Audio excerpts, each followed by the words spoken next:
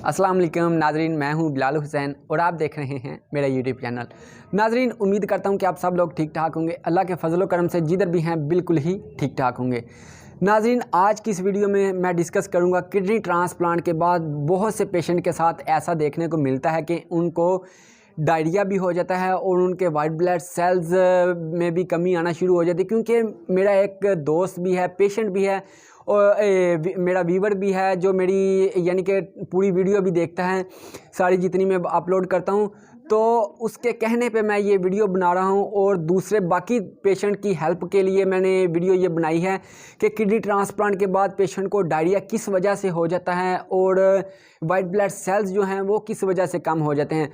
अगर तो आप मेरे यूट्यूब चैनल पर नए हैं तो काइंडली इसको सब्सक्राइब कर दें और साथ दिए गए घंटे के बटन को प्रेस कर दे ताकि जितनी भी मैं नई किडनी के रिलेटेड बनाऊं उसका नोटिफिकेशन सबसे पहले आप लोगों तक पहुंच सके।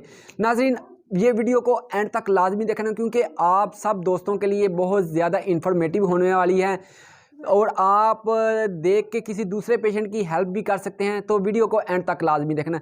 नाज़रीन, आज की मेरी जो वीडियो है वो सेलसेप टैबलेट के हवाले से, सेलसेप टैबलेट की वजह से क्या साइड इफ़ेक्ट देखने को मिल सकते हैं आप लोगों को, क्या आपको इसके फ़ायदे क्या हैं यानी कि और इसके नुकसानात क्या हैं।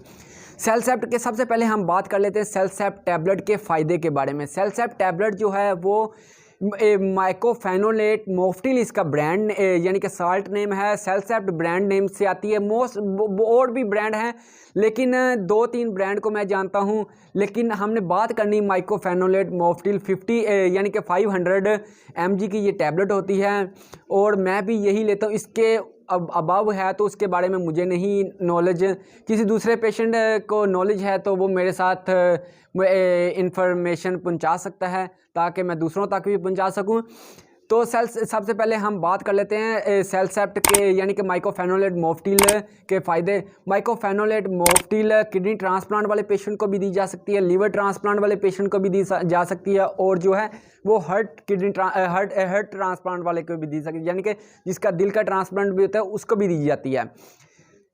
माइकोफेनोलेट मोफ्टिल के फ़ायदे ये हैं, ये एक एंटी रिजेक्शन मेडिसन है, यानी कि किडनी ट्रांसप्लांट के बाद जब हमारी बॉडी के अंदर एक नए वाला पार्ट्स इंटर किया जाता है तो हमारे जो इम्यून सिस्टम है वो नए वाले पार्ट्स को रिजेक्ट करने की कोशिश करता है। क्योंकि आम लफ्ज़ों में मैं आपको समझाता हूँ, हमारी बॉडी के अंदर जो हमारा इम्यून सिस्टम है, वाइट ब्लड सेल्स हैं, ये एक फ़ौजी के तौर पर काम कर रहे हैं, यानी कि एक फोर्स के तौर पर काम कर रहे हैं हमारी बॉडी के अंदर।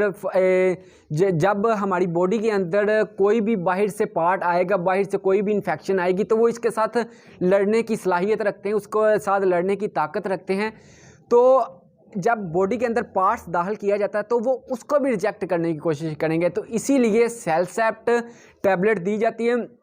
ये एक इम्यूनोसप्रेशन मेडिसन है, वो इसलिए दी जाती है ताकि वो इस वाइट ब्लड सेल्स को यानी कि धोखे में रखें कि इसको एक्सेप्ट करने के लिए मजबूर करें, आया कि आप ये नए वाले पार्ट्स को आप एक्सेप्ट करें, ये हमारी बॉडी का अपना ही है, तुम्हारे फ़ायदे के लिए है, इसलिए इसको रिजेक्ट नहीं करना। तो ये हैं इसके फ़ायदे। अब हम बात कर लेते हैं किडनी सेलसेप्ट के माइकोफेनोलेट मोफ्टिल के नुकसानात क्या हैं यानी कि साइड इफ़ेक्ट क्या हैं। माइकोफेनोलेट मोफ्टिल के साइड इफ़ेक्ट जो अमूमन जो कॉमन सा साइड इफ़ेक्ट है, डायरिया इसकी वजह से बहुत ज़्यादा पेशेंट को हो जाता है किडनी ट्रांसप्लांट के बाद। क्योंकि बहुत ज़्यादा पेशेंट से मैं मिला हूँ, उनको मोस्टली डायरिया हुआ होता है और फिर उनको या तो अगर वो 500 mg ले रहे हैं पर टाइम यानी कि एक टाइम और दूसरे टाइम भी 500, तो सर उसकी क्या करते हैं डोज को यानी कि 250 mg प्लस 250 mg कर देते हैं। तो अगर तो वो पहले से ही 250 ले रहा है तो सर कोशिश करते हैं या फिर उसकी एक दिन के लिए बंद कर देते हैं या फिर एक टाइम की वो कर देते हैं कि एक टाइम खानी एक टाइम नहीं खानी।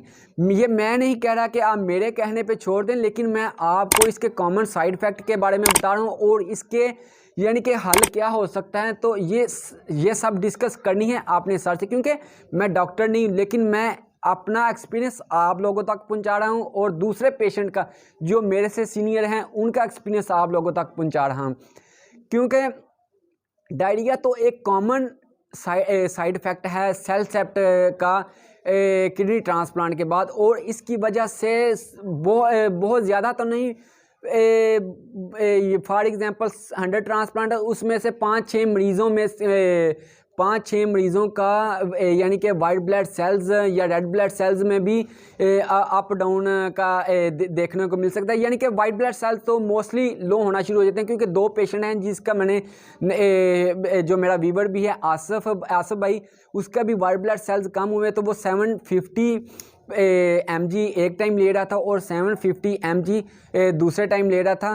تو اس کی سر نے کم کر کے 500 mg ایک ٹائم کر دی اور 500 mg دوسرے ٹائم کر دی. سر نے کہا کہ اگر آپ کا 500 لینے سے اگر آپ کے وائٹ بلڈ سیلز اگین نہیں ہوتے تو آپ نے ہفتے بعد مجھے دوبارہ چیک کرانا ہے. اگر تو یہ اگین نہیں ہوں گے تو پھر مزید ہو سکتا ہے کہ سر اس کی سیل سیٹ مزید کام کر دے. تو امید تھی کہ اس کے زیادہ ہو گئے ہوں گے. میں نے اس کے ساتھ دوبارہ ڈسکس نہیں کی، میں نے پوچھا نہیں آصف بھائی سے. تو یہ اس کے کہنے پہ میں ویڈیو بنا رہا ہوں اور آپ سب بھائیوں کے لیے. اور اس کی وجہ سے بلڈ پریشر میں بھی یعنی کہ لو بھی ہو سکتا ہے، ہائی بھی ہو سکتا ہے اس کی وجہ سے. تو اس کی وجہ سے آپ کو یعنی کہ ٹانگوں پہ سویلنگ بھی دیکھنے کو مل سکتی ہے، کیونکہ میرے ساتھ یہ سین نہیں ہوا، لیکن اس کے جو سائیڈ افیکٹ ہیں آپ کو گوگل پہ بھی مل جائیں گے. یہ میں آپ کو اس کے سائیڈ افیکٹ کے بارے میں بتا رہا ہوں. اگر آپ میں سے کسی پیشنٹ کے ساتھ یہ سب ہو تو آپ اپنے ڈاکٹر سے رابطہ ضرور کریں.